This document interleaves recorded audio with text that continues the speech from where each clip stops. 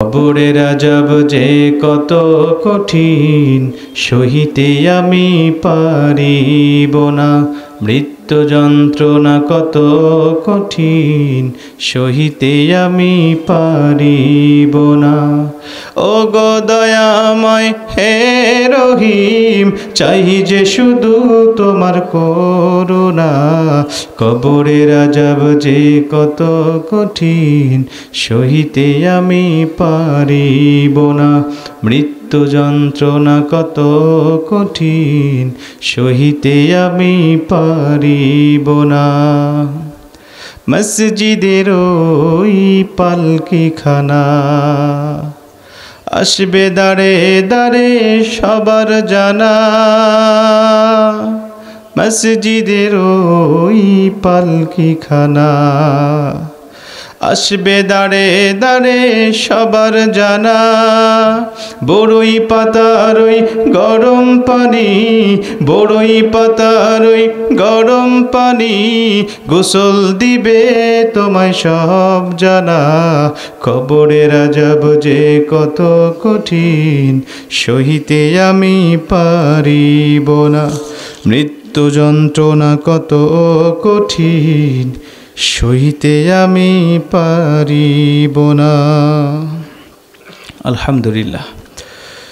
বাংলাদেশের ঐতিহ্যবাহী জেলা পাবনা চাটমোহর থানার অন্তর্গত হিয়ালদাহ স্কুলপাড়া জামে মসজিদের উন্নতিকল্পে আয়োজিত ৪র্থতম বার্ষিক ওয়াজ মাহফিলের আজকের সম্মানিত সভাপতি সাহেব, আল্লাহ পাক যাকে সম্মান দিয়ে কোরআনের মঞ্চের সভাপতিত্বের আসনে কবুল করেছেন, জনাব মোহাম্মদ আব্দুল মতিন, আল্লাহ পাক সভাপতি সাহেবকে কোরআনের মঞ্চের সভাপতিত্বের বরকতে আমৃত্যুকাল পর্যন্ত কোরআনের সাথে ব্যবহৃত থাকার তৌফিক দান করুন। জোরে বলেন আমিন। আমাদের এই মঞ্চে বিগত 2 বছর সভাপতিত্বের দায়িত্ব পালন করেছিলেন যিনি, গত বছর আমাদের থেকে বিদায় নিয়ে চলে গিয়েছেন তিনি। দোয়া করছি আল্লাহ পাক তার কবরটাকেও জান্নাতের টুকরা হিসাবে কবুল করে নিন। জোরে বলেন আমিন। আজকের মাহফিলের সম্মানিত প্রধান অতিথি জনাব মোহাম্মদ গোলাম মাওলা এবং বিশেষ অতিথি সহ যারা এসেছেন, আসতেছেন এবং আসবেন, আল্লাহ পাক সবাইকে ইসলামের জন্য কবুল করুন। জোরে বলেন আমিন। আজকের মাহফিলের সম্মানিত মেহমান যাহারা গবেষণা করে আল কোরআন যুগ জিজ্ঞাসার আলোকে বাস্তবতার মুক্তি নিরিখে তথ্যতাত্ত্বিক এবং যুক্তিভিত্তিক আলোচনা করে আপনাদেরকে ধন্য করেছেন, আল্লাহ পাক সকল আলোচকের আলমলের মধ্যে, ইলমের মধ্যে, হায়াতের মধ্যে আরও বরকত দান করে দিন। জোরে বলেন আমিন।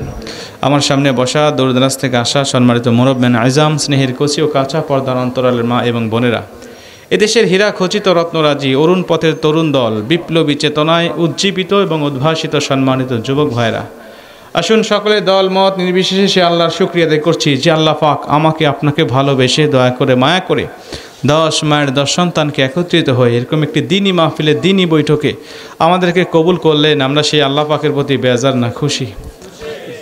কম না বেশি? বেশি খুশি হলে আওয়াজ বেশি হয় না কম হয়? ওইরকম একটা আওয়াজ দিয়ে বলেন তো দেখি আলহামদুলিল্লাহ।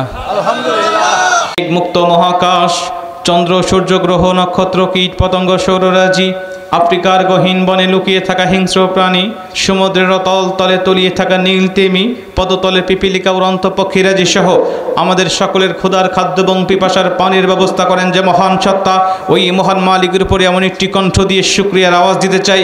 আমার আপনার আওয়াজ শুনে যারা ফেরেশতারা এখানে চতুর্দিকে দাঁড়িয়ে আছে, এরা যেন আল্লাহ পাকের কাছে গিয়ে বলতে বাধ্য হয়, আল্লাহ, হিয়ালদাহ স্কুলপাড়া জামে মসজিদের উদ্যোগে যে মাহফিলের আয়োজন করা হয়েছে, এই মাহফিলে বসে তোমার কিছু পাগল বান্দারা তোমার শুকরিয়ার আওয়াজ দিতে গিয়ে তো মোহাব্বতে আওয়াজ দিয়েছে।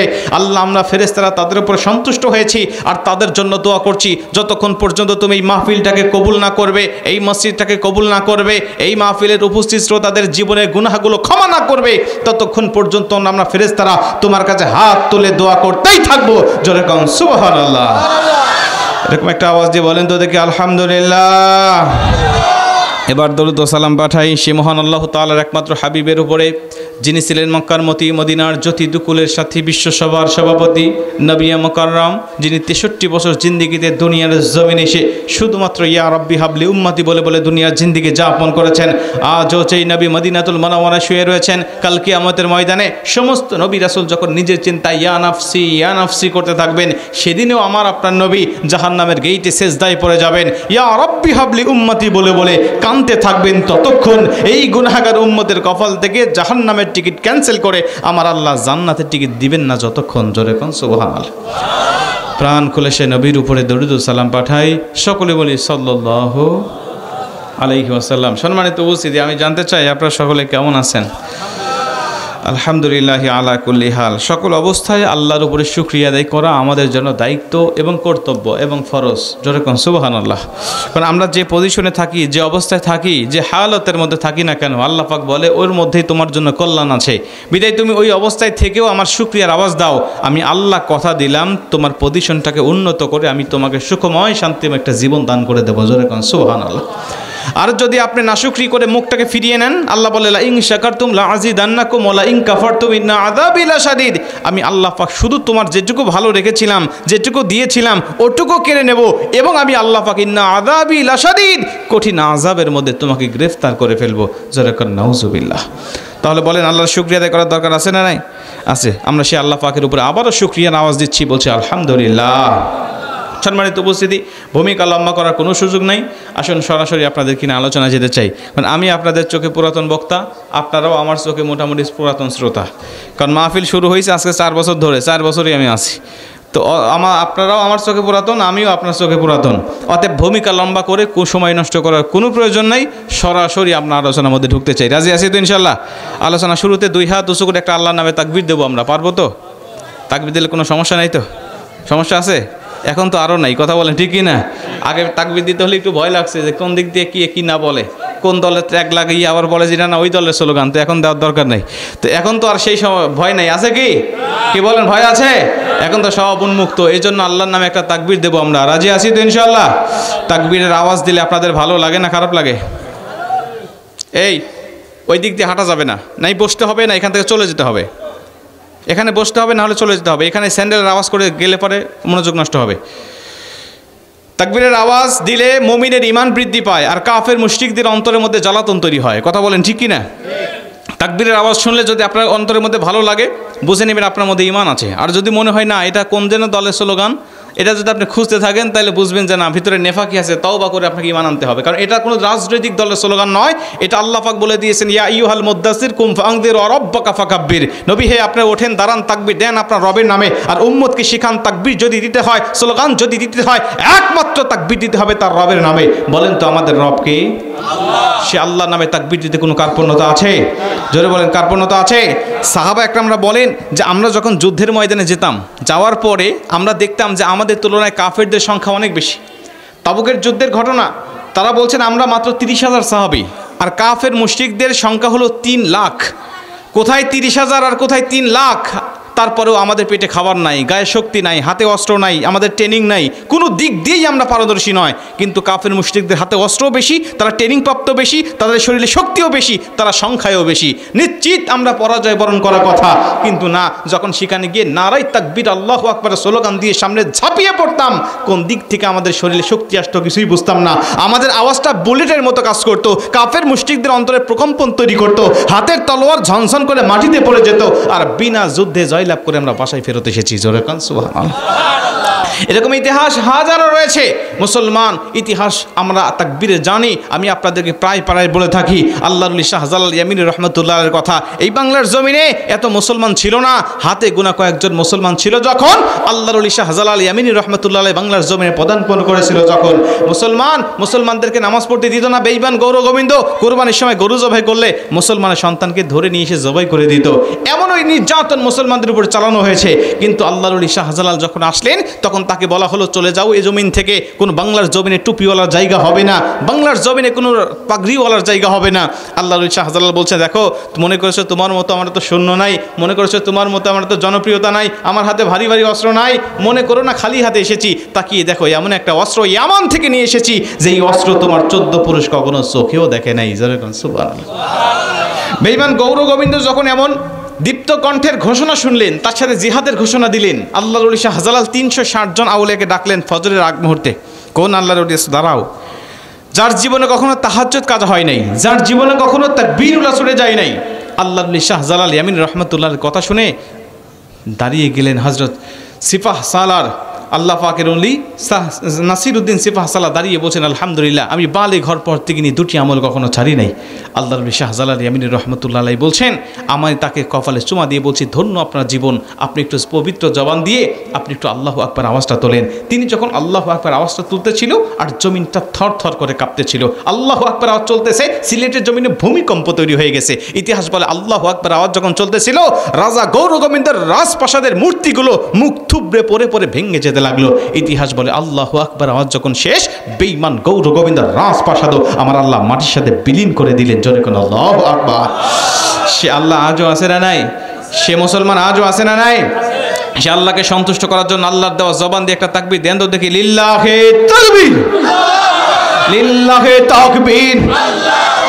আল কোরআনের আলো, আল হাদিসের আলো, দুনিয়ার মুসলিম লিল্লাহে তাকবীর।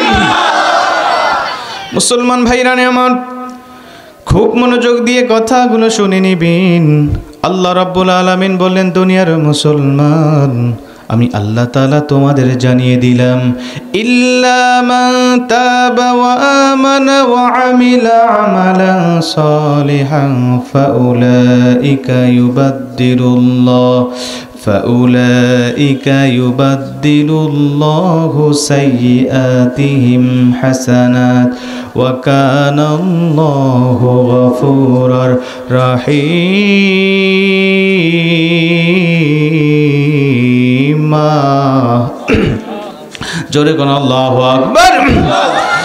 আল্লাহ রাব্বুল আলামিন এই দুনিয়ার জমিনে যখন মানব জাতিকে সৃষ্টি করে পাঠিয়ে দিয়েছেন, মানব জাতি যখন দুনিয়ার জমিনে চলে এসেছেন, মুসলমান, এই মানব জাতিকে সৃষ্টি করার আগে আমার আল্লাহ পাক প্রথম জিন জাতিকে সৃষ্টি করেছিলেন।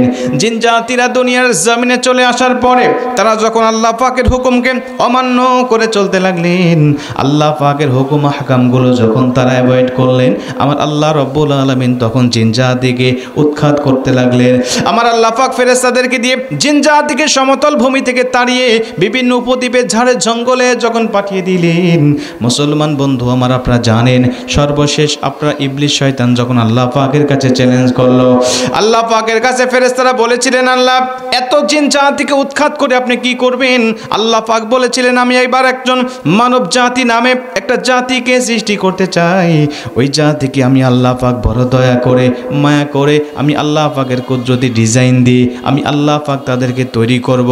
ফেরেশতারা বলেছিলেন, আল্লাহ মানব জাতিকে দুনিয়ার জমিনে পাঠানোর দরকার নাই, এই মানব জাতি দুনিয়ার জমিনে গিয়ে আপনার ইবাদত বন্দিগি তারা ভুলে যাবে, আপনার কথা তারা ভুলে যাবে, আপনার কথা তারা মনে রাখবে না, ফিতনা ফাসাদ করতে থাকবে। ফেরেশতারা বললেন, আল্লাহ যদি ইবাদত লাগে আমাদেরকে বলেন, আমরা যেটুকু করছি তার থেকে আরো অনেক গুণে বাড়িয়ে দিব। আমার আল্লাহ পাক ডাক দিয়া বললেন, তোমাদের ইবাদতে আমার প্রশান্তি হয় না, কারণ তোমাদেরকে গুনাহ করার কোনো ক্ষমতা দেই নাই। আমি আল্লাহ পাক গুনাহ করার ক্ষমতা দিয়ে এমন একটি জাতি বানাবো যারা ইচ্ছা করলেই গুনাহ করতে পারবে, ইচ্ছা করলেই গুনাহ থেকে বিরত তারা থাকতে পারবে, যারা ইচ্ছা করলেই মিথ্যা বলতে পারবে, আবার ইচ্ছা করলেই তারা মিথ্যা না বলে সত্য বলতে পারবে, ইচ্ছা করলেই শয়তানের পথে চলতে পারবে, ইচ্ছা করলেই আমি আল্লাহ পাকের রাস্তায় তারা চলতে পারবে। তবে তোমরা শুনে রেখে দাও, বান্দা যদি শয়তানের পথ থেকে একবার ফিরিয়ে এসে আমি আল্লাহ পাকের কাছে তওবা করে ভালো যদি হয়ে যায়, আমি আল্লাহ পাক তাদের জীবনের সব গুনাহগুলো ক্ষমা করে আমি আল্লাহ পাক তাদেরকে জান্নাতি বলে ঘোষণা দিব। জোরে কোন সুবহানাল্লাহ। তারা যত গুনাহ করুক, যত অন্যায় করুক না কেন, আমি আল্লাহ পাক বলছি, অন্যায় গুনাহ করার পরে তারা যখন ফিরে আসবে আমি আল্লাহ সব কিছু মাফ করে দিয়ে তাদেরকে আমি আল্লাহ বেগুনাহ মাসুম করে দেব। আল্লাহ পাক তাই করলেন, আল্লাহ পাক আমাদেরকে পাঠালেন। আল্লাহ পাক বললেন, তোমরা কিন্তু আমার অনেক শখের জাতি, এই মানব জাতিকে আমি সৃষ্টি করেছি পুরোটাই শখ করে। আমি আল্লাহ পাক জিন জাতিকে সৃষ্টি করার পর ভেবেছিলাম আর কোনো জাতি বানাবো না, কিন্তু তারপরেও বানিয়েছি শুধুমাত্র আমি শখ করে। ফেরেশতারা নিষেধ করার পরেও আমি আল্লাহ বানিয়েছি। আমি আল্লাহ নিজের কুদরতি হাত দিয়ে কুদরতি ডিজাইন দিয়ে তোমাদেরকে বানিয়েছি। আমি ইন্নামা আমরুহু ইযা আরাদা শাইআন আইয়াকুলা লাহু কুন ফায়াকুন। আমি আল্লাহ কোনো কিছু সৃষ্টি করতে গেলে হাতের প্রয়োজন হয় না, আমি শুধু কুন বলি আর ফায়াকুন হয়ে যায়। আমি ফেরেশতা সৃষ্টি করেছি, কুন বলেছি, ফায়াকুন হয়ে গেছে। জিন জাতি সৃষ্টি করেছি, কুন বলেছি, ফায়াকুন হয়ে গেছে। আসমান সৃষ্টি করেছি, কুন বলেছি, ফায়াকুন হয়ে গেছে। তুমি মানুষ, তোমাকে সৃষ্টি করার সময় কুন বলে তুমিও ফায়াকুন হয়ে যেতে, কিন্তু আমি আল্লাহ না, আমি নিজের কুদরতি হাত দিয়ে তোমাকে তৈরি করেছি। নাকের জায়গায় নাকটা নিজের হাতে লাগিয়েছি, চোখের জায়গায় চোখটা নিজের হাতে লাগিয়েছি, আর নিজের কুদরতি চোখ দিয়ে তাকিয়ে দেখেছি তোমার চক্ষু জোড়া কোন জায়গায় থাকলে ভালো লাগবে। আমি আল্লাহর কাছে মনে হয়েছে যেখানে আমি আল্লাহ লাগিয়েছি সেখানে আমি আল্লাহ তোমাকে সুন্দর একটা জবানও দিয়ে দিয়েছি। ওই জবান দিয়ে যখন তুমি একবার আমি আল্লাহকে আল্লাহ বলে ডাক দাও, আমি আল্লাহ সবচাইতে তোমার উপরে বেশি খুশি হয়ে যাই। সবচেয়ে বেশি খুশি হয়ে যায়। তুমি যতই অন্যায় করো, যতই অপরাধ করো, তুমি যখন ফিরে আসো, তুমি যখন তওবা করো, ইল্লা মান তাবা ওয়া আমানা ওয়া আমিলা আমালান সলিহা ফাউলাইকা ইউবাদদিলুল্লাহু সাইয়্যাতিহিম হাসানাত। আমি আল্লাহ সব ভুলে যাই, তোমার সব গুনাহগুলোকে সওয়াব দ্বারা বদল করে তোমার আমল নামাটাকে ভারী করে দেই। আপনি কল্পনা করতে পারেন সারা জীবন যত গুনাহ কামাই করছেন, তওবা করার কারণে সব গুনাহ সওয়াবে রূপান্তরিত হয়ে যাচ্ছে। আল্লাহ পাক বলেন শুধুমাত্র তাই নয়, তওবা যদি করে কোনো বান্দা, আল্লাহ পাক এই তওবাকারীকে যে কত পুরস্কার দিয়েছেন আপনারা অবাক হবেন। আমি একটা ছোট্ট ঘটনা বলি, একজন আল্লাহ পাকের বান্দার, আপনারা অবাক হবেন।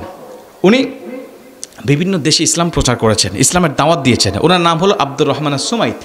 আপনারা গুগলে সার্চ দিলে তার জীবনী সম্বন্ধে জানতে পারবেন। উনি বলছেন আমি বিভিন্ন উপমহাদেশে ঘুরে বেরিয়েছি। ওনার বাড়ি হলো কানাডা। উনি বলছে কানাডা থেকে আমি গ্রাজুয়েট শেষ করে, লেখাপড়া শেষ করে বিভিন্ন দেশে দাঈল আল্লাহর কাজে আমার আত্মনিয়োগ করেছি। উনি বলছে 29টা বছর আমি ইসলামের দাওয়াত দিয়েছি। 29টা বছরের ব্যবধানে আমার হাতে হাত রেখে 1,10,00,000 মানুষ কালেমা পড়ে মুসলমান হয়েছে। আপনি কল্পনা করতে পারেন 1,10,00,000 মানুষ যার হাতে কালেমা পড়ে মুসলমান হয়েছে। আমরা তার ইতিহাস জানি না, আমরা তার জীবনী সম্বন্ধে জানি না। আমি তার একটা কথা বলি শোনেন। উনি বলছেন আমি একজন এলাকায় ঢুকে গেলাম, একটা এলাকায় ঢুকলাম, ঢুকার পরে আমি ইসলামের দাওয়াত দিচ্ছি, কালেমার দাওয়াত দিচ্ছি। হঠাৎ করে ইসলামের দাওয়াত আর কালেমার দাওয়াত দেওয়ার পরে আমি হঠাৎ করে তাকিয়ে দেখি, এই আপনি নিচে বইছেন কে? আসেন মাসা, আমি তো খেয়াল করিনি। তিনি বলছেন আমি ইসলামের দাওয়াত দেওয়ার পরে, মাশাল্লাহ এত বড় মানুষ নিচে বসলে কি ওয়াজ হয় এখন? আলহামদুলিল্লাহ। প্রিয় ভাইরা লক্ষ্য করেন, উনি বলছেন আমি যখন ইসলামের দাওয়াত দিয়েছি, কালেমার দাওয়াত দিয়েছি, কালেমার দাওয়াত দেওয়ার পরে আমি একটা উপত্যকায় ঢুকে গেলাম, উপদ্বীপে ঢুকে গেলাম। সেখানে মানুষগুলোকে চিন্তা করলাম যে ইসলামের দাওয়াত দেওয়া যাক। আমি যুবকদেরকে টার্গেট করে করে ইসলামের দাওয়াত দিচ্ছি। যুবকেরা আমার ডাকে সাড়া দিচ্ছেন, কারণ আমি তাদেরকে বোঝাতে সক্ষম হয়েছি যে তোমার ধর্মের তুলনায় আমার ধর্ম শ্রেষ্ঠ। আমি তাদেরকে বোঝাতে সক্ষম হয়েছি তোমার কিতাবের তুলনায় আমার কিতাব শ্রেষ্ঠ। আমি তাদেরকে বোঝাতে সক্ষম হয়েছি তোমাদের নবীর তুলনায় আমার নবী শ্রেষ্ঠ। আমি বোঝাতে সক্ষম হয়েছি তোমার দেব দেবীর তুলনায় আমার রব সত্য। জোরে কোন সুবহানাল্লাহ। এক পর্যায়ে তারা আমার হাতে হাত থেকে রেখে কালেমা পড়ে মুসলমান হতে লাগলেন। কিন্তু এই ঘটনা এলাকায় যখন ছড়িয়ে গেল, এলাকার প্রধানেরা আমাকে নিয়ে ষড়যন্ত্র তৈরি করলো। আমাকে বলতে লাগলেন তাকে থামাতে হবে, না হলে তো আমও যাবে, সালাও যাবে, কানতে কানতে চোখও যাবে, কবে বা আমাদেরকে মুসলমান বানিয়ে ফেলে। আব্দুর রহমান সুমাইতকে ডাক দিয়া বলেন, আব্দুর রহমান, শুনেছি তুমি এক আল্লাহর দাওয়াত দিচ্ছ, শুনেছি তুমি এক আল্লাহর দাওয়াত দেওয়ার আমাদের 33 কোটি খোদাকে তুমি মিথ্যা বলো। তোমার সাহস কেমন করে হয় 33 কোটি খোদাকে তুমি মিথ্যা বলার? আমরা 33 কোটি দেবতার ইবাদত করেই কুল পাই না, আমাদের দোয়া কবুল হয় না, আমাদের দুঃখ দুর্দশা দূর হয় না, আর তুমি বলছো এগুলোকে বাদ দিয়ে মাত্র এক আল্লাহকে বিশ্বাস করতে হবে, তাহলে তো আমাদের জীবনে আরও দুঃখ দুর্দশা নেমে আসবে। আব্দুর রহমান বলছে, আমি তখন তাদেরকে বললাম, চাচা আমার উপরে রাগ কইরেন না, 33 কোটি খোদা এরা যদি হয় ভুয়া, এদের দাসত্ব আর গোলামি করে কিছুই পাবেন না, কিন্তু এক আল্লাহ যদি সত্য হয়, ওই আল্লাহ পাকের ইবাদত আর বন্দিগি করে যা চাইবেন আমার আল্লাহ আপনাকে সেটাই দান করে দেবে। কথাটা মনোযোগ দিয়ে শুনেন। তখন ওনারা বলছে, আব্দুর রহমান সোহেন বলছে, আমি আর কিচ্ছু বলি নাই, শুধু এই কথাটা বলছি তাদেরকে যে আপনার 33 কোটি খোদা যদি হয় ভুয়া, এদের দাসত্ব আর গোলামি করে কিছু পাবেন না, কিন্তু এক আল্লাহ যদি সত্য হয়, ও আল্লাহর কাছে যা চাবেন আল্লাহ আপনাকে সেটাই দান করবে। তারা বলছে, আমাকে থামিয়ে দিলেন। তারা থামিয়ে দিয়ে বলছে, আব্দুর রহমান ঠিক আছে, তোমার এই কথার উপরে ছোট্ট একটা পরীক্ষা হবে, কথা দিলাম যদি উত্তীর্ণ হতে পারো, এই পরীক্ষায় পাস করতে পারো, তাহলে তোমার সাথে তর্ক হবে না, তোমার সাথে সময় পাস করবো না, আপনার ডাইরেক্ট এলাকার সকলেই তোমার হাতে হাত থেকে কালেমা পড়ে মুসলমান হয়ে যাব। আব্দুর রহমান সুমাইত বলছে, তখন আমি তাদেরকে বললাম, আচ্ছা কী করতে হবে বলেন। তখন তারা বলছে, তুমি যে কথা বললে এই কথার উপরে পরীক্ষা দিতে হবে। তুমি বললে 33 কোটি খোদা যদি হয় ভুয়া, তাদের ইবাদত করে কিছু পাওয়া যায় না, কিন্তু এক আল্লাহ যদি সত্য হয়, ও আল্লাহর কাছে চাওয়া যায় তাই পাওয়া যায়, তাহলে তোমার রবকে তো আমরা বিশ্বাস করি না, তুমি করো। আমাদের দেবতাদের কাছে আমরা বারবার প্রার্থনা করে করে করে করে ব্যর্থ, কিচ্ছু পাই নেই। এখন তুমি ওই ব্যর্থ দোয়ার মধ্য থেকে একটা দোয়া এই মুহূর্তে তোমার রবের কাছে করবে, যেই দোয়া আমাদের দেবতা ফিরিয়ে দেয়, ওই দোয়া যদি তোমার রব কবুল করে নেয় তাহলে বুঝে নেব তুমি সত্য, তোমার ধর্ম সত্য, তোমার আল্লাহ সত্য। অতএব তোমার সত্য ধর্ম আমরা গ্রহণ করে নিতে আর এক বিন্দু পরিমাণ দেরি করবো না। জোরে সুবহানাল্লাহ। যুক্তি ঠিক আছে না নাই? সত্য রব বলে বলে ঘোষণা দিচ্ছ, তাহলে দেখি তোমার রব তোমার দোয়া কবুল করে কিনা। যদি দোয়া কবুল হয় আর আমরা যদি নিজের চোখে দেখতে পারি তাহলে তো বুঝে নেবো হ্যাঁ সত্য কথা। আব্দুর রহমান আসমাইদ বলছে ঠিক আছে বলেন কোন দোয়া করতে হবে, কোন দোয়া আপনাদের কবুল হয় না আমাদেরকে বলেন। এলাকার সব মানুষ ডাক দিয়ে বললেন অনেক দোয়াই তো কবুল হয় না, তার মধ্যে একটা দোয়া তুমি করো, যে দোয়াটা আমাদের বেশি দরকার এবং আমাদের এলাকার সবাই এই দোয়াটা করে করে বারবার ব্যর্থ হচ্ছি। সেটা হলো আমাদের এলাকায় অনাবৃষ্টি চলছে, বৃষ্টি হয় না, ফসলগুলো মারা গিয়েছে, গবাদি পশু ঘাস না কারণে শুকনো হয়ে গেছে, আমরা অন্য কষ্টের মধ্যে পড়ে গিয়েছি, একটু বৃষ্টি চাই। তুমি যদি বৃষ্টি দিতে পারো তোমার রবের কাছ থেকে নিয়ে এসে, তাহলে বুঝে নেব তোমার রব সত্য রব। আব্দুর রহমান আসমাইদ বলছে তখন আমি আল্লাহ পাকের কাছে সেজদায় পড়ে গেলাম আর কান্নাকাটি করতে লাগলাম, আল্লাহ তুমি একটুখানি বৃষ্টি নাজিল করো, যদি বৃষ্টি নাজিল হয় তাহলে ইসলাম প্রচার করা আমার জন্য সহজ হবে। আল্লাহ তুমি একটু বৃষ্টি নাজিল করো। তিনি বলছে বারবার কাঁদতেছি কিন্তু আমার দোয়া কবুল হচ্ছে না, আমি বারবার দোয়া করছি আমার দোয়া কবুল হচ্ছে না। আমি চিন্তা করলাম কেন হচ্ছে না, নিশ্চিত কোনো কারণ আছে, কারণ নবীর উম্মত হিসাবে, নবীর দোয়া করলে যদি আল্লাহ কবুল করে, নবীর উম্মত হিসাবে আমি দোয়া করলেও আমার দোয়া কবুল হতে হবে। তিনি বলছে কেন হচ্ছে না, কোন ফর্মুলায় আল্লাহ নবী চেয়েছে ওই ফর্মুলায় মনে হয় আমার চাওয়া হচ্ছে না। মুসলমান ভাইরা আমার লক্ষ্য করেন, খুব মনোযোগ দিয়ে কথাগুলো শুনবেন। আশা করি আজকের আলোচনার মধ্য থেকে আপনি কিছুটা হলেও বাড়ি পর্যন্ত নিয়ে যেতে পারবেন। মুসলমান বন্ধু আমার, তিনি বলছেন আমি সঙ্গে সঙ্গে হাদিসের দিকে নজর করলাম, হাদিসের মধ্যে 3টা ফর্মুলা আমি পেলাম। নবীজি বলেছেন এই ফর্মুলাগুলো মেনে মেনে যখন কোনো মানুষ আল্লাহর কাছে দোয়া করতে পারে, আমার আল্লাহ পাক তার জীবনের সব দুঃখ দুর্দশা দোয়া কবুল, সব দুঃখ দুর্দশাগুলো দূর করে দিয়া আমার আল্লাহ সঙ্গে সঙ্গে তার দোয়াটাকে কবুল আর মঞ্জুর করে নেয়। জোরে কোন সুবহানাল্লাহ। মাত্র 3টা ফর্মুলা আমি পাইলাম, 2টা পাইলাম হাদিস থেকে, 1টা পাইলাম কোরআন থেকে। আমি চিন্তা করতে লাগলাম এই 2টা ফর্মুলা আমি মেনে নেই, এই 2টা ফর্মুলা মেনে আমি আল্লাহ পাকের কাছে দোয়া করতে থাকি। আব্দুর রহমান আসমাইদ বলে আমি 1ম নম্বর ফর্মুলা পাইলাম, আল্লাহর নবী বলে দিয়েছেন যখন কোনো মানুষ আল্লাহ পাকের কাছে দোয়া করে, আল্লাহ রাব্বুল আলামিনের কাছে দোয়া করে, ওই দোয়া করার আগে সে যদি একবার আল্লাহ পাকের কাছে তাওবাতুন নাসুহা করে নেয়, তার জীবনের সব গুনাহগুলোকে আত্মসমর্পণ করে এক জায়গায় করে আল্লাহ পাকের কাছে যদি কমপ্লিট স্যালেন্ডার করে আর আল্লাহ পাকের কাছে বলতে থাকে আল্লাহ আমি যে অন্যায় করেছি, পাপ করেছি, আমি যেটা করেছি ভুল করেছি আর করব না বলে তোমার কাছে ওয়াদা দিচ্ছি, আল্লাহ পাক সঙ্গে সঙ্গে তার তওবাটাকে কবুল করে বেগুনাহ মাসুম হিসাবে কবুল করে নেয়। জোরে কোন সুবহানাল্লাহ। 1ম নম্বরে তওবা করতে হবে। আল্লাহর কসম করে বলছি আপনাদেরকে এই 3টা ফর্মুলা এতটা পাওয়ারফুল, এতটা পাওয়ারফুল। আমি আমার জীবনে আমার কথা যদি আমি আপনাদেরকে বলি, আমি যতবার এই 3টা ফর্মুলা অনুযায়ী আল্লাহর কাছে দোয়া করেছি, আল্লাহ ততবার আমার দোয়া কবুল করেছে। আমি নিজে, আমি জিল্লুর রহমান জুনাইদি আপনাদেরকে বলছি, যতবার দোয়া করেছি আল্লাহ ততবার দোয়া কবুল করেছে। আমি আপনাকে বলি 3টা ফর্মুলা আপনি মানেন, আপনি যত পাপী হন, যত গুনাহগার হন, আল্লাহর কসম আল্লাহ আপনার দোয়া কবুল করবে। জোরে কোন সুবহানাল্লাহ। 1 নম্বরে তওবা করতে হবে, তবে তওবাটা যেমন তেমন নয়, তওবা করতে হবে তওবার মতো, তাওবাতুন নাসুহা। নবীজি 5টা শর্ত দিয়েছে একটা তওবার, এই 5টা শর্ত মেনে যখন কোনো মানুষ তওবা করে তখন ওই তওবাটা হয় পূর্ণাঙ্গ তওবা, ওই তওবাটা হয় তাওবাতুন নাসুহা। 5টা শর্ত খেয়াল আছে আপনাদের, মনোযোগ আছে আপনাদের, খুব মনোযোগ দিয়ে শুনেন। 1 নম্বরে আপনি যে অন্যায়টা করেছেন, যে পাপ থেকে আপনি তওবা করতেছেন, ওই পাপটাকে পাপ বলে স্বীকার করতে হবে। বলবেন আল্লাহ আমি যেটা করেছি এটা পাপ, এটা অন্যায়, এটা ভুল, এটা ঠিক হয় নাই, এটা আগে স্বীকার করতে হবে আপনাকে। আর যদি আপনি বলেন যে না স্বীকার করেন, আমাদের সমাজে অনেক মানুষ আছে পাপ করার পরও স্বীকার করে না, কয় নামাজ না পড়লে কি হবে, আমার ঈমান ঠিক আছে, বলে না। ওই লোক যদি আজীবন তওবা করে ওর তওবা কবুল হবে না। কেন? সে নামাজ কাজা করে অন্যায় করেছে কিন্তু সে স্বীকার করতেছে না, বরং পাল্টা যুক্তি দিচ্ছে, এজন্য তার তওবা কবুল হবে না। এজন্য আল্লাহ রাসূল বলছেন সর্বপ্রথম তোমাকে তওবা, পাপকে পাপ বলে স্বীকার করতে হবে যে আল্লাহ আমি যেটা করেছি সেটা অন্যায় করেছি, ভুল করেছি, কথা দিলাম আর কোনো অন্যায় হবে না আমার দ্বারা। 2 নম্বরে ওই পাপটা দ্বিতীয়বার করবে না বলে আল্লাহর কাছে ওয়াদা দিতে হবে। আল্লাহ আমি নামাজ কাজা করেছি আর করব না, আমি মদ পান করেছি আর করব না, আমি জিনা ব্যভিচার করেছি আর করব না। আল্লাহ পাকের কাছে ওয়াদা দিবে যে আমি আর জীবনে কখনো এই অন্যায়টা করব না। নবীজি বলছে যদি তুমি করবে না বলে ওয়াদা দিয়ে তওবা করতে পারো তাহলে 5টা শর্তের মধ্যে 2টা শর্ত তোমার কায়েম হয়ে গেল। জোরে কোন সুবহানাল্লাহ। ওমর ফারুক রাদিয়াল্লাহু তাআলা যখন প্রেসিডেন্ট, তখন তিনি রাস্তা দিয়ে রাত্রিবেলায় যাচ্ছে জনগণের খবর নেওয়ার জন্য।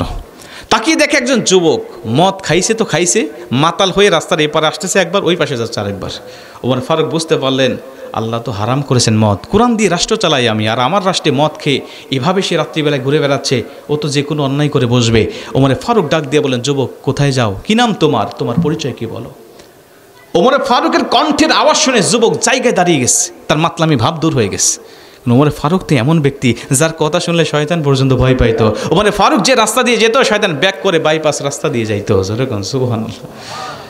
যুবকের মাতলামি ভাব দূর হয়ে গেছে, ডাক দিয়ে বলছেন আমি আমার বোনের বাড়ি যাচ্ছি, আমার মা আমার বোনের বাড়ি পাঠাইছে, একটু যাচ্ছি। যুবক ডাক দিয়ে বললেন যখন এমন কথা, ওমরে ফারুক ডাক দিয়ে বলে তোমার ব্যাগের মধ্যে কি, বোনের বাড়ি যাচ্ছ সমস্যা নাই, ব্যাগে কি বলো। যুবক বলছে ব্যাগে আমার মদ আছে, কিন্তু এটা বললে তো আমি ধরা খেয়ে যাব, অতএব কি করা যায়।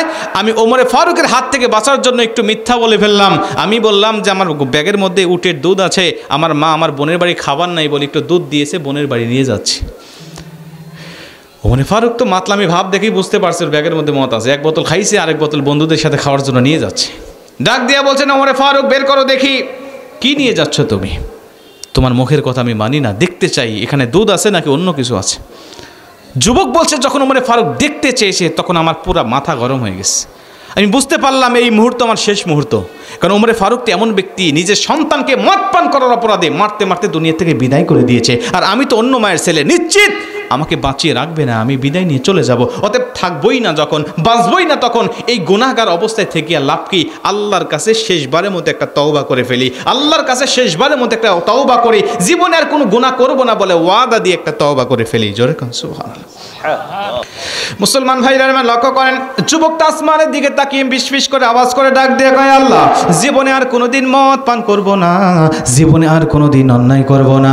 আল্লাহ আমার জীবনের শেষ সময় সন্ধিক্ষণে দাঁড়িয়ে তোমার কাছে ওয়াদা করছি, আজকে যদি তুমি আমাকে ওমরের হাত থেকে বাঁচিয়ে দিতে পারো, আজকে যদি এই বিপদ থেকে তুমি আমাকে রক্ষা করতে পারো, আল্লাহ তোমার কাছে ওয়াদা দিলাম জীবনে আর কোনোদিন মদ পান করব না, জীবনে আর কোনোদিন অন্যায় কাজ করব না, জীবনে আর কোনোদিন আমার দ্বারা অপরাধ সংগঠিত হবে না। তিনি বলছেন আল্লাহ পাকের কাছে যখন আমি এমন কান্নাকাটি করে আর গুনাহ করব না বলে ওয়াদা দিয়ে যখন আমি তওবা করে ফেললাম, ওমরে ফারুক আমাকে ধমক লাগিয়ে দিয়েছে, যুবক ফিসফিস আওয়াজে কি বলো, তুমি বের করে দাও তোমার ব্যাগের মধ্যে কি আছে। যুবক কাঁপতে কাঁপতে হাতের থেকে ব্যাগ থেকে মদের বোতলটা বের করে দিলেন, আর আল্লাহকে ডাক দেয়া বলেন আল্লাহ তওবা করলাম তারপরও তুমি বাঁচালে না। ওমর তো দেখতে চাইলো, ভেবেছিলাম দেখবে না। ওমরে ফারুক রাদিয়াল্লাহু তাআলা আনহু হাতের উপরে মদ নিলেন, বোতল নিলেন, বোতল নেওয়ার পরে তিনি হাতের উপরে ঢেলেছেন, মুখ খুলে ঢেলেছেন, দেখেন এটা তো মদের কোনো চিহ্ন পাওয়া যায় না, এটা 100% দুধে রূপান্তরিত হয়ে গেছে। জোরে কোন সুবহানাল্লাহ। এটা তো মদ নয়, এটা তো দুধ দেখা যায়। ওমরে ফারুক তড়িঘড়ি করে মুখটা লাগায় যুবকের হাতে দিয়ে বলছে যুবক তুমি চলে যাও। ওমর বলছেন যুবক তুমি চলে যাও, কিন্তু যুবক আর যায় না। কি ব্যাপার, যাও না কেন? আপনি কি দেখলেন? দুধ দেখলাম। দুধ দেখলেন কেমনে দেখি? ও যুবক হাতে নিয়েছে, সেও ঢেলেছে, ঢেলে দেখে না এটা তো আর মদ নাই, এটা তো 100% দুধে রূপান্তরিত হয়ে গেছে। ওমরে ফারুক ডাক দিয়ে বলছেন, ও যুবক ডাক দিয়ে বলছেন আল্লাহর কসম ওমরে ফারুক আমি সত্য কথা বলছি, আমি সত্য কথা বলছি, আমি মদ খেয়েছিলাম, আরেক বোতল খাওয়ার জন্য নিয়ে যাচ্ছিলাম, বন্ধুদের সাথে খাবো, কিন্তু আপনি যখন দেখতে চেয়েছেন আপনার হাত থেকে বাঁচার জন্য মিথ্যা বলে ফেলেছি। কিন্তু বিশ্বাস করেন যখন দেখতে চাইলেন তখন আল্লাহ পাকের কাছে শেষবার ওয়াদা দিলাম যে আল্লাহ ওমর তো আমাকে বাঁচিয়ে রাখবে না, আমি তো মৃত্যুবরণ করব, আল্লাহ যেহেতু মরেই যাব, এই জীবনে গুনাহ লেগে লাভ কি, আমি শেষবারের মতো তওবা করে ফেললাম, যার কোনো দিন অন্যায় হবে না, কোনো দিন পাপ হবে না, আল্লাহ তোমার কাছে শেষবার ওয়াদা দিয়ে তওবা করেছি। ওমরে ফারুক ডাক দিয়ে বলছে যুবক তুমি আর অন্যায় করবে না বলে আল্লাহর কাছে ওয়াদা দিয়ে তওবা করার কারণে আমার আল্লাহ শুধু তোমাকে ক্ষমা করে নাই, আমার আল্লাহ শুধু আমার হাত থেকে তোমাকে বাঁচায় নাই, বরং জাহান্নামের হাত থেকে তোমাকে বাঁচায় দিয়েছে। তাহলে যখন তওবা করবেন তখন আল্লাহ পাকের কাছে এভাবে তওবা করবেন যে আল্লাহ জীবনে কোনোদিন আমার দ্বারা গুনাহ হবে না, আমি মিথ্যা বলেছি তো আর কোনো দিন মিথ্যা বলবো না, নামাজ কাজা করেছি আর কোনো দিন করবো না, শেষবারের মতো আপনি ওয়াদা দিয়ে তওবা করবেন। এটা হলো তওবার 2 নম্বর শর্ত। 3 নম্বর শর্ত নবীজি বলেন যখন তুমি গুনাহ করবে, গুনাহ করার পরে যখন তওবা করবে, তুমি ওই সময় তওবা করার পরে আমলে সলেহ করবে বেশি বেশি। এতদিন গুনাহ করেছো, এখন তোমাকে বেশি বেশি নেক কাজ করতে হবে। ইল্লা মান তাবা ওয়া আমানা ওয়া আমিলা আমালান সলিহা, তুমি আমলে সলেহ বেশি বেশি করবে। এটা হলো তওবার 3 নম্বর শর্ত। একটা হাদিস আপনাদেরকে শোনাই, খুব মনোযোগ দিয়ে শোনেন। রাসূল সাল্লাল্লাহু আলাইহি ওয়াসাল্লাম একজন জবরদস্ত সাহাবী, নাম হলো হযরত ওয়াহশী রাদিয়াল্লাহু তাআলা আনহু, যিনি নবীজির চাচা হযরত আমির হামজাকে নিজে হত্যা করেছিলেন, বল্লম দিয়ে বুক ফেরেছিলেন এবং কলিজা বের করে আবু সুফিয়ানের স্ত্রী হিন্দার হাতে দিয়েছিলেন আর বলেছিলেন এটা চর্বণ করো। তিনি চাবিয়ে চাবিয়ে ফেলে দিয়েছিলেন। ওই সাহাবীর নাম হযরত ওয়াহশী রাদিয়াল্লাহু তাআলা আনহু, আর যিনি চাবিয়েছিলেন ওর নাম হলো হিন্দা। নবীজি যখন মক্কা বিজয় করলেন, খুব সুন্দর হাদিস, আপনাদের খুব ভালো লাগবে আমি আশা করি, সুন্দর মনোযোগ দিয়ে শোনেন। নবী যখন মক্কা বিজয় করলেন, বিজয় করার পরে 10,000 সাহাবী নিয়ে নবীজি মক্কায় প্রবেশ করলেন বীরের বেশে। আজকে কোনো ভয় নাই, আজকে কোনো টেনশন নাই যে মাতৃভূমি মক্কা থেকে নবীজিকে পাথর মেরে তাড়িয়ে দেওয়া হয়েছিল। ওই মক্কায় নবী আজকে বীরের বেশে মক্কা বিজয় করে ঢুকতেছে, এর থেকে আনন্দের আর কি হতে পারে? কাফের মুশরিকরা যারা নবীকে নির্যাতন করেছে তারা পালিয়ে বেড়াচ্ছে। আজকে মুহাম্মদ সুপ্রিম পাওয়ার নিয়ে মক্কায় প্রবেশ করতেছে, নিশ্চিত আমাদের পিঠে চামড়া রাখবে না। আমরা তাকে কত নির্যাতন দিয়েছি, কত জ্বালান জ্বালাইছি আমরা তাকে। নবীজি আসলেন, এসে ডাক দিয়া বললেন, নবীজি এসে ডাক দিয়া বলছেন, রে মক্কাবাসীরা শোনো। নবীজি কাবার চত্বরে দাঁড়ালেন 10,000 সাহাবী নিয়ে, ডাক দিয়া বলছেন, হে সাহাবীরা, হে কাফের মুশরিকরা শোনো, মক্কার মানুষেরা শোনো, আজ তোমাদের প্রতি আমার আর কোনো অভিযোগ নাই, তোমাদের প্রতি আমি প্রতিশোধ দিতে আসি নাই। আমি নবী সকল মক্কাবাসীর উপরে সাধারণ ক্ষমা ঘোষণা করে দিলাম। জোরে কোন সুবহানাল্লাহ। নবীজি শুধু এইটুকু বাক্য শুনে জায়গায় হাজারের উপরে কাফের মুশরিক কালেমা পড়ে মুসলমান হয়ে গেল। ইয়ামান থেকে 700 জন লোক এসেছিলেন কাবা জিয়ারত করার জন্য। ওই 700 লোক মানুষ নবীজির এই বক্তব্য শুনে জায়গায় তারাও কালেমা পড়ে মুসলমান হয়ে গেল। সবাই যখন মুসলমান, সবার আতঙ্ক দূর হয়ে গেছে। আহারে ভেবেছিলাম কি আর হয়ে গেল কি, ভেবেছিলাম মুহাম্মদ সাল্লাল্লাহু আলাইহি ওয়াসাল্লাম আমাদেরকে হত্যা করে ফেলবে, আমাদের প্রতিশোধ নিবে, আর বিনিময়ে সে আমাদেরকে ক্ষমা করে দিল। এটা সাধারণ মানুষ নয়। সবাই খুবই আনন্দ জিতে ঘরে ফিরে যাচ্ছে। কিন্তু হেই ওয়াহশী যুবক, মদিনার মক্কার যুবক, তিনি পালিয়ে চলে যাচ্ছে যে আমি যে অপরাধ করেছি নিশ্চিত আমার ক্ষমা নাই। পালিয়ে চলে যাচ্ছে ওয়াহশী। মক্কার লোকেরা ঢুকলেন, ওয়াহশী কোথায় যাও?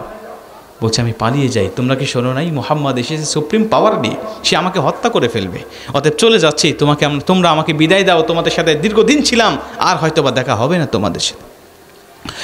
মক্কার লোকেরা ডাক দিয়া বলেন, ওয়াহশী তুমি কি জানো না মুহাম্মদ সাল্লাল্লাহু আলাইহি ওয়াসাল্লাম মক্কায় প্রবেশ করার পরে সাধারণ মানুষের উপরে ক্ষমা ঘোষণা করে দিয়েছে, তিনি কারো প্রতিশোধ দিবেন না, কারোর উপরে তিনি নির্যাতন করবেন না, সবাইকে তিনি সাধারণ ক্ষমা ঘোষণা করে দিয়েছেন। তার দয়া এবং মহানুভবতার কথা তোমরা জানো না।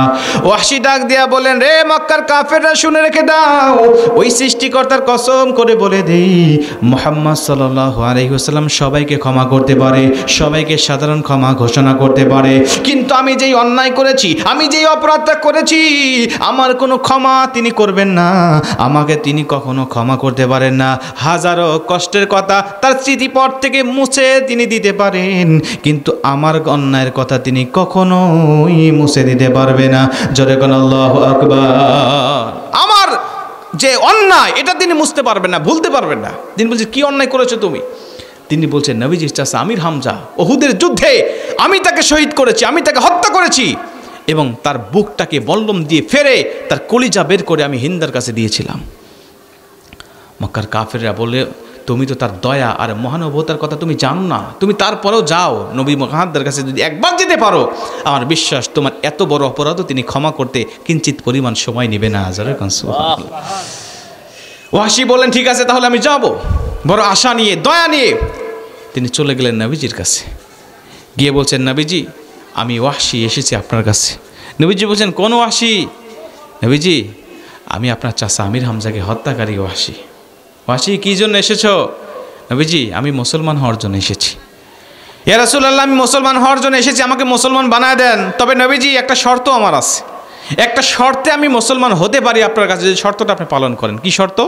নবীজি আল্লাহর জবান দিয়ে যদি কোনো আয়াত নাজিল করে আমাকে ক্ষমার ঘোষণা দেয়, আমি ওয়াহশী আপনার হাতে এই মুহূর্তে কালেমা পড়ে মুসলমান হয়ে যাওয়া। এটা এতদিন পরে আসছে মাফ চাওয়ার জন্য, তারপরে শর্ত দিছে কি যে আল্লাহ যদি কোনো আয়াত নাজিল করে আমাকে ক্ষমার ঘোষণা দেয় তাহলে আমি মুসলমান হব, না হলে হব না। আমরা কি করতাম? বেটা তুই আমার চাচাকে হত্যা করছিস, আমার বাবাকে হত্যা করছিস। আমরা যদি কোনো দিন আমার বাবার হত্যাকারীকে পাই, কোনো কথা নাই, আগে বেঁধে মার শুরু, যখন শেষ নিঃশ্বাস ত্যাগ করবে তার আগে হাসপাতালে নিয়ে সুস্থ করে বলতাম যে বল কী জন্য আসছিস তুই। কিন্তু নবীজি বলছেন না, কি শর্ত বলো? বলছেন যে আমাকে ক্ষমা করতে হবে আল্লাহর জবান দিয়ে, আল্লাহর ভাষায়। নবীজি বলছেন শোনো আল্লাহর একটা বক্তব্য তোমাকে শোনাই, আল্লাহর একটা বক্তব্য তোমাকে শোনাই। আল্লাহ পাক বলছেন ওয়াল্লাযীনা লা ইয়াদউনা মা'আল্লাহি ইলাহান আখার, আল্লাহ পাক বলছেন ওয়ায়াকতুলুনা নাফসাল্লাতি ইল্লা বিল হক ওয়ালা ইয়াজনুন, যে ব্যক্তি দুনিয়ার জমিনে 3টা অপরাধ করবে না। 1 নম্বরে আল্লাহর সাথে কাউকে শিরিক করবে না, শরিক করবে না।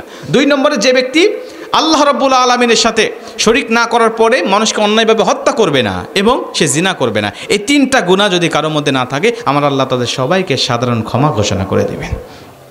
ও আশি বলছেন হুজুর কি আয়াত শুনাইলেন? আমি তো এই 3টা অপরাধের সাথে আমার জীবনটা জর্জরিত। আমি শিরিক করে আসছি, শিরিক দিয়ে আমার জীবনটা ভরপুর। আমি হত্যা করেছি 1000 মানুষকে, এমনকি আপনার চাচাকেও তো আমি হত্যা করেছি। জেনা কত করেছি তার কোনো হিসাব নাই। নবীজি এই আয়াতে আমি সন্তুষ্ট হতে পারলাম না, বিদায় দেন, আমার মুসলমান হওয়া হবে না। নবীজি ডাক দিয়া বলছেন ওয়াসি চিন্তা করো না, আমার আল্লাহর আরও ফাইসালা তোমাকে শুনাই। ইল্লা মান তাবা ওয়া আমানা ওয়া আমিলা আমালান সালিহা ফাউলাইকা ইউবাদদিলুল্লাহু সাইয়্যাতিহিম হাসান। একই সূরার একটা 68 নম্বর আয়াত, একটা 70 নম্বর আয়াত আল্লাহ শুনায় দিলেন। ওয়াসি ডাক দিয়া বলেন ইয়া রাসূলুল্লাহ ইয়া হাবিবাল্লাহ, এই আমি দেখি আজ কয়েক বছর দেখতেছি তো শত শত মানুষ রাস্তাঘাটের অভাব থাকে না। আমরা এই মাহফিলে লোক বসতে চাই না, আমাদের মধ্যে অনুশোচনা নাই, আমাদের মধ্যে কোনো অনুশোচনা নাই। আমরা আল্লাহকে ভয় পাই না, আমরা নবীজির মহব্বত অন্তরে আনতে পারি না, আমাদের দ্বীনের প্রতি ইসলামের প্রতি কোনো মহব্বত নাই। এভাবে চলবে আর কতদিন? শত শত মানুষ দুনিয়া থেকে বিদায় নিয়ে চলে যাচ্ছে। প্রিয় ভাইরা আমার, মানুষের কোনো গ্যারান্টি নেই। এই যে বগুড়ায় যে ঘটনাটা ঘটছে আপনারা দেখেছেন, মাকে নিজের ছেলে নাকি হত্যা করছে। আপনারা শুনেছেন এতদিন যে মাকে নিজের ছেলে হত্যা করে ডিপ ফ্রিজে রেখে দিয়েছিল। এই ঘটনা মিডিয়া আমাদেরকে প্রচার করলেন যে সন্তান মাদ্রাসার ছাত্র, যতবার সন্তান বলছে তার আগে মাদ্রাসা শব্দটা ব্যবহার করছে তারা। মাদ্রাসার ছাত্র সাদ ইবনে আব্দুল আজিজ কি করছে, নিজের মাকে হত্যা করে ডিপ ফ্রিজে রেখে দিয়েছে। এই ঘটনায় তো পুরো এলাকার সোশ্যাল মিডিয়া ভাইরাল। কিরে মাদ্রাসার ছাত্র হয়ে সে কেমন এই কাজটা করলো যে নিজের মাকে হত্যা করে ডিপ ফ্রিজে রেখে দিল। এমন ঘটনা 2 দিন না যেদিনে আসল তথ্য বের হয়ে আসলো যে না, এটা সন্তান মারে নাই, মাদ্রাসার ছাত্র মারে নাই, মারছে তার বাসার ভাড়াটিয়ালা। ওই বাসার ভাড়াটিরা মারছে। 4-5 মাস ভাড়া দেয় না, না দেওয়ার কারণে কথা কাটাকাটি হয়েছে। ভাড়া চাইছে মালিক যে ভাড়া দাও না কেন, এখন ভাড়া যেন না দেওয়া লাগে, এই জন্য নিজের ওই বাড়িওয়ালাকে হত্যা করে ডিপ ফ্রিজে রেখে দিয়েছে। আর সন্তানের উপর দোষ চাপাইছে। কি করা যায়? সন্তানের উপর দোষ দিয়ে দেওয়া যাক যে সন্তান মাকে হত্যা করছে প্রেম করার অপরাধে বা প্রেমে বাধা দেওয়ার কারণে, 500 টাকা না দেওয়ার কারণে সন্তান মাকে হত্যা করছে। এই ঘটনা বিশ্বাস করে আমি যতবার শুনছি আমার কাছে কেমন যেন বিশ্বাস হয় নাই যে কখনো 500 টাকার জন্য নিজের আপন মাকে হত্যা করে একটা সন্তান ডিপ ফ্রিজে রাখতে পারে না। নিশ্চিত কোনো ঘটনা আছে। আর এই সংবাদটা যখন প্রচার হয়েছিল, ওই ছেলের বক্তব্য আমি শুনেছি। ওই ছেলেটা বলছে না আমি মারি নাই, এটা ওই কুড়ালটা রেখে দিয়েছি ওখানে, ওই রেখে দিয়েছে, আমি তাকে মারি নাই, তারা কে যেন মেরে এখানে রেখে গিয়েছে, আত্মীয়স্বজনকে ফোন দিয়েছে। এটা তার মুখ থেকে শুনেছি, কিন্তু সে স্বীকার করছে এমন কোনো বক্তব্য ভাইরাল হয় নাই। আর র্যাবরা অযথা এটা প্রকাশ করে দিয়েছে যে মাদ্রাসার ছাত্র মেরেছে। তার মানে এটা প্রকাশ করতে চাইলো কেন? আমরা দেখেছি ইতিপূর্বে তারা বিভিন্ন সময় মাদ্রাসাকে কলুষিত করার কারণে বিভিন্নভাবে মাদ্রাসাকে ট্যাগ লাগিয়ে অপরাধের সাথে জঙ্গি বলে তারা মাদ্রাসাটাকে ব্যবহার করার চেষ্টা করেছে। আমাদের দেশটা যখন দ্বিতীয়বারের মতো আবারও স্বাধীন হলো, যখন আমরা ভাবলাম যে হয়তো এখন ইসলামী দেশ হিসেবে মনে হয় আমাদের বাংলাদেশ এখন কায়েম হবে, কিন্তু এখনও দেখতে পাচ্ছি ওই নাস্তিকদের দোসরেরা আজও পর্যন্ত ইসলামটাকে কলুষিত করার জন্য, মাদ্রাসা, দ্বীনি শিক্ষা, দ্বীনি প্রতিষ্ঠানগুলোকে কলুষিত করার জন্য এখনও ট্যাগ লাগিয়ে অপরাধের সাথে তারা জড়িত করার চেষ্টা করতেছে। কথা বলেন ঠিক কি না? কিন্তু আমরা চাই যে এই বাংলার জমিন একটা সুন্দরভাবে ইসলামী রাষ্ট্রে পরিণত হোক, এটা আমরা চাই না? এতদিন একজন আমাদের উপর জুলুম করছে, সে চলে গেছে, এক জালিমকে তাড়াইয়া আরেক জালিম আমাদের ঘাড়ে বসতেছে। কথা বলেন ঠিক কি না? এক জালিমকে তাড়াইছি, আরেক মানুষরা আমাদের উপরে জালিম হচ্ছে। মানে জুলুমের যেন শেষ নাই। যতদিন পর্যন্ত এই কোরআনকে আপনারা পার্লামেন্টে না পাঠাতে পারবেন, এই কোরআনের আইন যতদিন পর্যন্ত বাস্তবায়ন না হবে, আল্লাহর কসম করে বলছি এই দুনিয়ার মানুষ ততদিন পর্যন্ত শান্তি পাবে না। বিশ্বাস হয় আপনাদের? একটা উদাহরণ দেই, শোনেন। এক লোক নতুন বিয়ে করছে, বিয়ে করার পরে বাসর রাতে বউকে ডাক দেখে, বউ আমি কিন্তু সরকারি চাকরি করি, অতএব আমার সাথে কথা বলতে খুব হুঁশিয়ার, সাবধান, পাল্টি করবি না। বউ ডাক দিয়ে বলে আপনি সরকারি চাকরি করেন, অথচ আমার মা বাবা আমাকে বলেই নাই। এই বাজারে চাকরির দাম এত বেশি, চাকরিওয়ালা ছেলের দাম এত বেশি, চাকরিজীবী ছেলের বয়স যদি 50 বছরও হয় তারপরেও মেয়ের মা বাবা কোনো দ্বিধাবোধ করে না তার সাথে মেয়ে বিয়ে দেওয়ার জন্য। কথা কোন ঠিক কি না? মাথা চুল যদি একটাও না থাকে তাও সমস্যা নাই, সরকারি চাকরি করে নাকি ছেলে যে সরকারি চাকরিজীবী হয় ওর যুবতী মেয়েটাকে বিয়ে দিতে কোনো কার্পণ্যতা করে না। কথা কোন ঠিক কি না? মেয়ে ডাক দিয়ে আপনি সরকারি চাকরি করেন, অথচ আমার মা বাবাকে বলেই নেই কি চাকরি করেন। কয়েদের ট্রেনের লাইন চলে গেছে, ওর মাঝে একটা ছোট্ট রাস্তা আছে, যখন ট্রেন চলে যায় আমি বাঁশ নামায় দিই, ট্রেন চলে গেলে বাঁশ উঠায় দিই। বলছে ও আপনি গেটম্যান? তো বলছে তুই গেটম্যান বলে আমাকে তাচ্ছিল্য করতেছিস, তুই জানিস আমার ক্ষমতা কত? কয় গেটম্যানের আর কি ক্ষমতা থাকতে পারে? কয় তোকে তাফসির করলে বোঝা দিলে তুমি বুঝবি না, আর বাসর রাতে কথা বলে সময় নষ্ট করতে চাই না, আগামীকাল সকালে তোকে নিয়ে যাব। কুয়াশার রাত, সকালবেলা নতুন বউকে টেনে নিয়ে আসছে ট্রেনের লাইনের কাছে ক্ষমতা দেখানোর জন্য। ট্রেন আসতে এখন অনেক বাকি, ও বাঁশ নামায় দিয়ে বসে আছে। হাজার হাজার ভ্যান, রিক্সা, মোটরসাইকেল সবাই দাঁড়িয়ে আছে, কেউ তাকে কিচ্ছু বলে না। বউকে ডাক দেখা, দেখ তুই যে বিশ্বাস করতেছিলি না আমার ক্ষমতা কত, শুধু একটা বাঁশ নামায় দিয়েছি, সবাই দাঁড়িয়ে আছে, আমাকে কেউ কিচ্ছু বলে না। বলো আচ্ছা আপনার অনেক ক্ষমতা, আর কি আছে? বাঁশ উঠায় দিছে, পকেট থেকে লাল কাপড় বের করে ট্রেন আসতেছে, ও সিগন্যাল দিচ্ছে। ট্রেনের ড্রাইভার চিন্তা করলেন হয়তো বা লাইন কাটা থাকতে পারে, ট্রেনটা থামায় দিয়ে নেমে আসছে। বউকে ডাক দেখা, দেখ তুই যে বিশ্বাস করতেছিলি না আমার ক্ষমতা কত, শুধু একটা কাপড় উঁচা করছি, ট্রেনের মতো এত বড় একটা যানবাহন দাঁড়া গেছে, আমাকে কিচ্ছু বলে না। আসলেই তো আপনার অনেক ক্ষমতা। ট্রেনের ড্রাইভার ডাক দেখা, ভাই কোনো সমস্যা, ট্রেনের লাইন কাটামাটা আছে? কয় না কোনো কাটামাটা নাই, কোনো সমস্যা নাই, আমার বউ বিশ্বাস করতেছিল না আমার ক্ষমতা কত, এই জন্য একটু থামাইয়া ক্ষমতা দেখাইলাম। ট্রেনের ড্রাইভার রেগে মেগে আগুন, বেটা বেয়াদব, ট্রেনের মধ্যে কত মানুষ বসে আছে, তারা গুরুত্বপূর্ণ গন্তব্যে যাবে, আর তুই বউকে খুশি করার জন্য ট্রেন থামাইছিস, বলে দিস এক থাপ্পড়। বউ ডাক দেখে, ও গো তুমি একটা বাঁশ নামায় দিলে ভ্যান, রিক্সা, মোটরসাইকেল সবাই দাঁড়ায় যায়, কেউ কিচ্ছু বলে না। তুমি একটা কাপড় উঁচা করলে ট্রেনের মতো একটা গাড়ি দাঁড়ায় যায়, তাও কিচ্ছু বলে না, কিন্তু এই লোকটা তোমাকে চর মারলো কেন, এটাই তো বুঝলাম না। করে পাগলি তুই এটা বুঝলি না, এতক্ষণ আমি দেখাইলাম আমার ক্ষমতা, আর এখন ও দেখাইলো ওর ক্ষমতা। আজকে এই ক্ষমতা দেখা দেখে চলছে, কথা বলেন ঠিকই না? এক দল আমাদেরকে ক্ষমতা দেখায় চলে গেছে, আরেক দল ক্ষমতা নাই আসতে আমাদেরকে ক্ষমতা দেখাচ্ছে, মাঝখানে জনগণের অবস্থা আমাদের 12টা বাজতেছে, কথা বলেন ঠিকই না? কিন্তু আল্লাহর কসম, যদি কোরআনটাকে সংসদে পাঠাতে পারেন, এই কোরআন দিয়ে দেশটাকে চালাতে পারেন, আল্লাহর কসম করে বলছি আগামীকালকে পূর্ব দিগন্ত থেকে রক্তিম সূর্য উদিত হবে, এটা যেমন মহাসত্য, কোরআনের শাসন কায়েম হয়ে গেলে এই দুনিয়ার জমিনে শান্তি ফেরত আসবে, এটাও ঠিক তেমনই সত্য, কথা বলেন ঠিক না? এই জন্য কোরআনের কোনো বিকল্প নাই। কোরআন দিয়ে দেশ চালাতে যদি একবার চালু হয়ে যায়, দেখতে পারবেন যে দেশটা কিভাবে চলে, আর এই দেশের মানুষেরা কত শান্তিতে বসবাস করতে পারে। আল্লাহ তৌফিক দান করুক, জোরে বলেন আমিন। আর একটা জোরে বলেন আমিন। সব তো দেখছি আমরা, নাকি বলেন? একবার কোরআন দিয়ে দেশ চললে কেমন দেখা যায়, দেখার স্বাদ আছে না আপনাদের? কি শখ আছে না? আল্লাহ কবুল করুক, বাংলাদেশকে ইসলামী রাষ্ট্র হিসাবে কবুল করুক, জোরে বলেন আমিন। সম্মানিত ভাইয়েরা আমার, আমি ভূমিকা লম্ব করবো না, যেহেতু দ্বিতীয় বক্তার কোনো স্বাধীনতা থাকে না, প্রধান বক্তা আসলে নেমে যেতে হয়। আমি আপনাদেরকে আর বেশি সময় নেব না, ইনশাআল্লাহ একটা হাদিস বলবো, এবার একটা হাদিস বলবো, এই হাদিসটা বলেই আমার আলোচনা শেষ করে দেবো। ভাই কি চলে যাচ্ছেন? থাকেন, কথা আছে। লক্ষ্য করেন প্রিয় ভাইয়েরা আমার, রাসূল সাল্লাল্লাহু আলাইহি ওয়াসাল্লাম বলছেন, এবার খুব মনোযোগ, অনুবাদ বলছি শুধু, হাদিসের ব্যাখ্যা যাব না। নবীজি বলছে, মানুষরা যখন দুনিয়ার থেকে বিদায় নিয়ে কবরে আসে, কবরে আসার পরে তার আমল নামাটা যাচাই করা হয়, আমলটা কেমন আছে। খুব খেয়াল, এই একটা হাদিস আপনার জীবন পরিবর্তন করে দিতে পারে। মানুষরা যখন কবরে আসে তখন দেখা হয় তার আমলটা কেমন আছে। যদি দেখা যায় গুনাহটা বেশি, সোয়াবটা কম, তাহলে তার কবরে আযাব কি হবে? চালু হয়ে যাবে। আর যদি দেখা যায় না সোয়াবটা একটু বেশি, গুনাহটা কম, তাহলে তার কবরটা জান্নাতের বাগান হয়ে যাবে। বুঝছেন তো? এটুকু বুঝছেন তো? আচ্ছা, নবীজি বলছে যার গুনাহ বেশি, সোয়াব কম, ওর কবরের মধ্যে মানে আযাব চলতে থাকবে। হঠাৎ করে কিছুদিন পরে দেখা যাবে তার কবরের মধ্যে আর আযাব নাই, আযাবগুলো, আযাবের গজবের ফেরেশতাগুলো উঠে চলে যাচ্ছে, আর রহমতের ফেরেশতাগুলো কবরে ভরপুর হয়ে যাচ্ছে। কবরটা সংকীর্ণ ছিল, কবরটা প্রশস্ত হয়ে গেছে। তাকিয়ে দেখে কবরের মধ্যে সাপ, বিচ্ছু, আগুন দিয়ে ভরপুর ছিল, এখন এগুলো চলে গিয়ে জান্নাতে নাজ নিয়ামত দিয়ে কবরটা একদম পরিপূর্ণ হয়ে গেছে।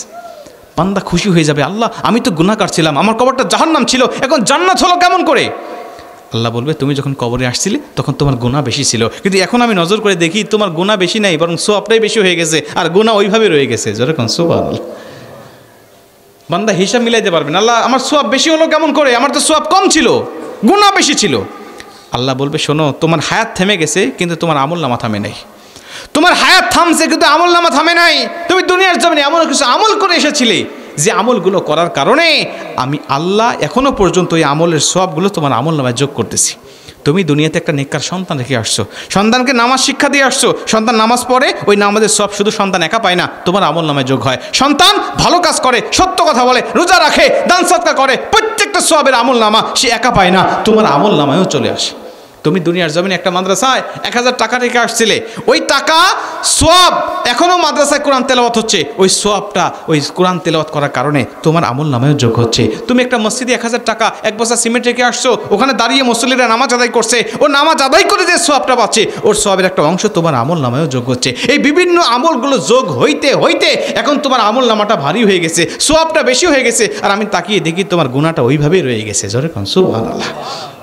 নবীজি বলে, আমি চাই প্রতিটা উম্মত তার আমল নামায় এই চলমান আমল যেন রেখে আসে, চলমান আমল যেন রেখে আসে, যেন একদিন তার হায়াত থেমে যাবে কিন্তু আমল থামবে না। সে যদি চলমান আমলটা রেখে আসতে পারে, সে যদি জান্নাতিও হয় তার জান্নাতের র্যাঙ্কটা বাড়তে থাকবে, সে যদি জাহান্নামীও হয় এক পর্যায়ে সওয়াব বেশি হয়ে গেলে সে জান্নাতি হয়ে যাবে। তাহলে চলমান আমল আমাদের রাখার দরকার আছে না নাই? যখন যেখানে সুযোগ পাবেন, শুধু এখানে নয়, যখন যেখানে সুযোগ পাবেন দুহাত খুলে দান করতে থাকবেন। আল্লাহ দুনিয়াতেও এই দানের কমপক্ষে 700 গুণ পর্যন্ত আপনাকে বৃদ্ধি করবে এবং কবরে যাওয়ার পরে ফলাফলটা আপনি নিজের চোখেই দেখতে পারবেন। জোরে কোন সুবহানাল্লাহ। আপনারা অনেক সুন্দর একটা মসজিদ করেছেন, অনেক সুন্দর একটা মসজিদ করেছেন। মাত্র 4 বছরের ব্যবধানে এত সুন্দর একটা মসজিদ হওয়া কিন্তু অসম্ভব একটা ব্যাপার। লক্ষ লক্ষ টাকা খরচ করে আপনারা মসজিদ করেছেন, প্রতিটা বছর মাহফিল হয় আপনাদের এখানে, আপনারা দান সদকা করেন। যদিও বাবু ভাই সবচেয়ে বেশি দেয়, তারপরেও তো আপনাদের সহযোগিতা আছে, আপনাদের দোয়া আছে, আপনাদের সমর্থন আছে, যার কারণে করতে পারতেছেন। একটা মাহফিল করতে গেলে অনেক খরচার প্রয়োজন হয়। আমি আপনাদেরকে বলবো, এই মসজিদ একদিন থাকবে না, একদিন থাকবে কিন্তু আপনি থাকবেন না। মসজিদ থাকবে, আপনি থাকবেন না। আমাদের সভাপতি সাহেব 2 বছর এখানে সভাপতি ছিল, এখন সে নাই। এই মসজিদে তার যদি কোনো অনুদান থাকে, তার যদি কোনো কথা দিয়ে হোক, টাকা দিয়ে হোক, পয়সা দিয়ে হোক, বুদ্ধি দিয়ে হোক, সমর্থন দিয়ে হোক, কোনো যদি শ্রম থেকে থাকে, তাহলে এই মসজিদে নামাজ হবে যতদিন, তার এই মসজিদের সওয়াবের কিছুটা অংশ তার আমল নামায় পৌঁছাতেই থাকবে ততদিন। জোরে কোন সুবহানাল্লাহ। এটা হাদিস। এই মসজিদের যিনি প্রতিষ্ঠাতা, যার জায়গায় আলহাজ মুজিবুর রহমান, উনি কবরে শুয়ে আছেন, ওনার সন্তান সহ, তার আত্মীয় স্বজনরা সহ এখানে করতেছেন। এখানে যতদিন নামাজ হবে ততদিন পর্যন্ত তার কবরের সওয়াবগুলো পৌঁছাইতে থাকবে। আপনার